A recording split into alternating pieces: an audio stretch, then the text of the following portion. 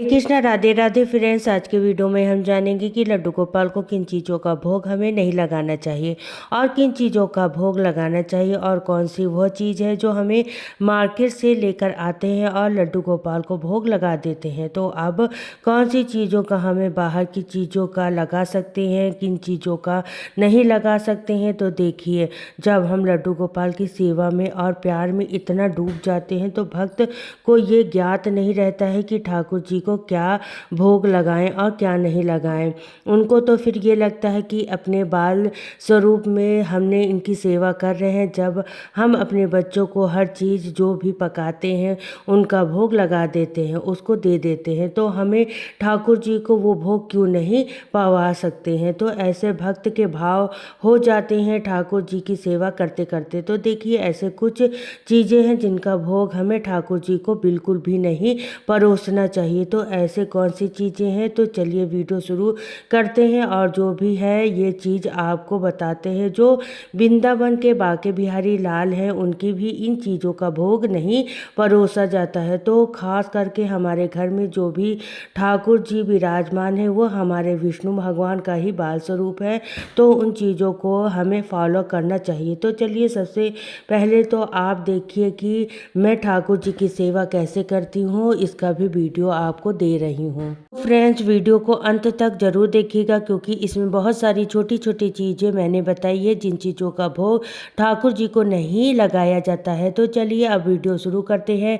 सबसे पहले तो है, जो लोग हैं कहते हैं कि हम ठाकुर जी को भोग लगाते हैं, उस भोग को खुद ग्रहण नहीं करना चाहिए क्योंकि वो हमारे भगवान को, ठाकुर जी को भोग लगाया है और हम उसके लायक नहीं है, वो प्राणी नहीं है कि उस भोग को हम खा सके, पा सके। वो भोग किसी न किसी, जैसे गाय को दे सकते हैं, पक्षियों को दे सकते हैं, तो ये बिल्कुल गलत बात है। ऐसा हमें बिल्कुल भी नहीं करना चाहिए। जो भोग हमने ठाकुर जी को लगाया है वो भोग हमारे घर के सभी सदस्यों को देना चाहिए। या फिर आप ऐसा कर सकती है, जो भोग आपने ठाकुर जी को लगाया है उसके बाद में उस भोग को आप जो भी खाना बना हुआ है उसमें थोड़ा थोड़ा मिला दीजिएगा, तो वो भोग जो है ठाकुर जी का महाप्रसाद बन जाता है। और प्रसाद का मतलब होता है ठाकुर जी का साक्षात और ठाकुर जी का हमारे आशीर्वाद प्राप्त होता है। थोड़ा थोड़ा वो प्रसाद हमें सभी सदस्यों को देना चाहिए। और देखिए, बहुत से लोग क्या करते हैं, जो भोग आप ठाकुर जी को लगाते हैं उसमें तुलसी दल रखते हैं, वो अलग उठाकर रख देते हैं, लेकिन जो भोग लगाया वो खुद ग्रहण कर लेते हैं। तो ऐसा हमें बिल्कुल भी नहीं करना चाहिए। जो आपने तुलसी दल, या तो आप 7 दिन तक, 10 दिन तक उस तुलसी दल के प्रयोग कीजिएगा। अगर आप नहीं कर सकते हैं तो आप अपनी चाय में ग्रहण कर सकते हैं या सीधे आप निगल के खा सकते हैं। उस तुलसी दल को हमें कहीं भी इधर उधर गमले में भी नहीं फेंकना है और ना ही कचरे में डालना है। बहुत सारे लोग ऐसा करते हैं कि चाय की पत्ती छन्नी तो उसे छान लेते हैं और चाय की पत्ती को फेंक देते हैं, तो उसे भी डस्टबिन में फेंक देते हैं। तो ये तुलसी माता का अनादर होता है। तो देखिए, वो ठाकुर जी को ऐसे कौन सी दाल है जिसे भोग हम ठाकुर जी को नहीं लगाते हैं। देखिए, आप कोई भी दाल बनाइए, उस सभी का दाल का भोग लगाया जा सकता है, जिसमें से सिर्फ एक दाल है मसूर की दाल का भोग आपको ठाकुर जी को कभी नहीं लगाना है। जो भी दाल आपने बनाई है उसमें जीरा का, टमाटर का और हींग का तड़का लगा करके आप ठाकुर जी भोजन परोस सकते हैं। सिर्फ मसूर की दाल का भोग नहीं लगाया जाता है। और देखिए, कुछ लोग का यह कहना होता है, क्या तुलसी माला आपने ठाकुर जी को पहना सकते हैं। तो जी हाँ, आप बिल्कुल लड्डू गोपाल जी को तुलसी माला पहना सकते हैं। अगर आप कहीं जाते हैं और तुलसी दल आपको नहीं मिलता है तो उस तुलसी दल से आप स्पर्श कराकर अपने ठाकुर जी को भोग लगा सकते हैं। तो इस रूप में भी आप अपने तुलसी लड्डू गोपाल को तुलसी की माला जरूर से पहना करके रख सकते हैं। कहीं ऐसी अवस्था आ जाती है कि हम बाहर जाते हैं और अपने ठाकुर जी को लेकर जाते हैं साथ में,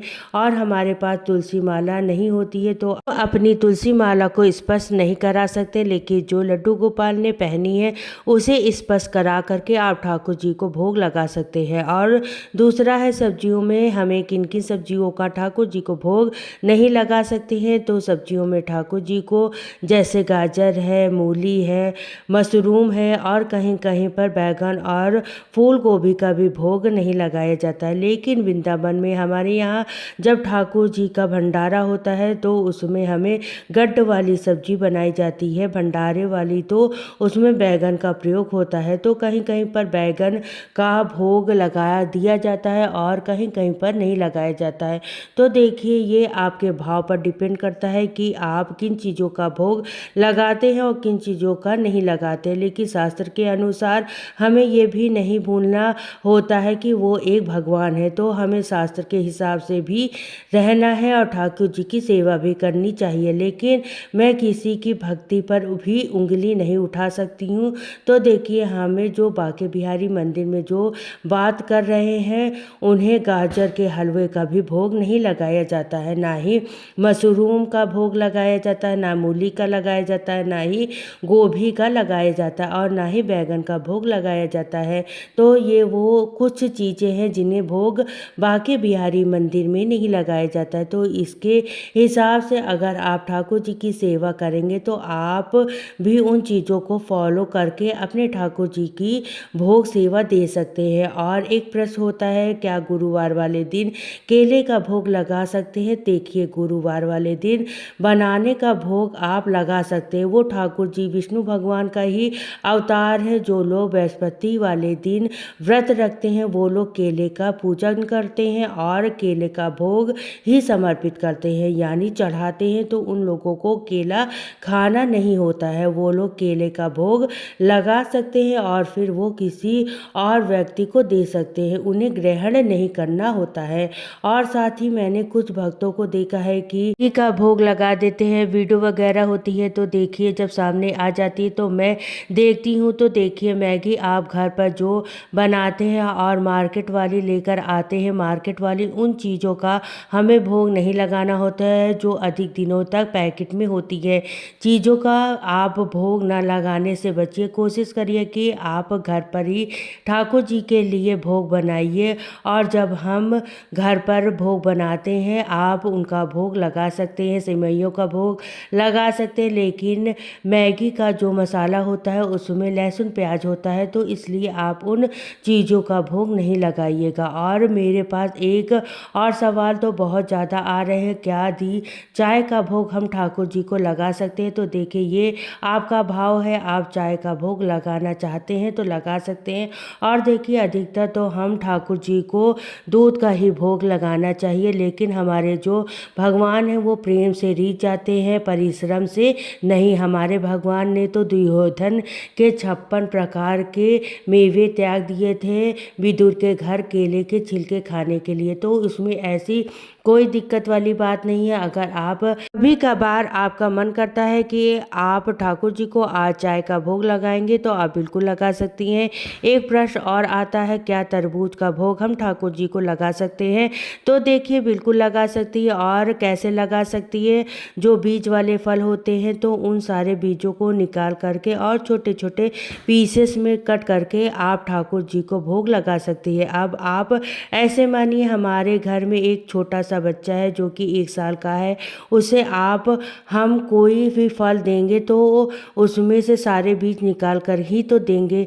तो हमारे ठाकुर जी कौन है? वो भी और भी छोटे ज़्यादा बालक है और 8 महीने के बालक है। तो उस हिसाब से हम अपने ठाकुर जी को हमें जो फल काट करके देंगे उसमें जो हम अच्छे से देख कर उन्हें कोई भी बीज तो नहीं रह गया है तब आप लगा सकते हैं। और क्या लाल मिर्ची का भोग ठाकुर जी को लगा सकते हैं? क्या हरी मिर्ची का भोग ठाकुर जी को लगा सकते हैं? तो जी हाँ लगा सकते हैं। हमारे जो ठाकुर जी है ना वो तो बड़े ही चटोरे किस्म के हैं, चटपटे तीखे, उनको बहुत ज़्यादा पसंद है।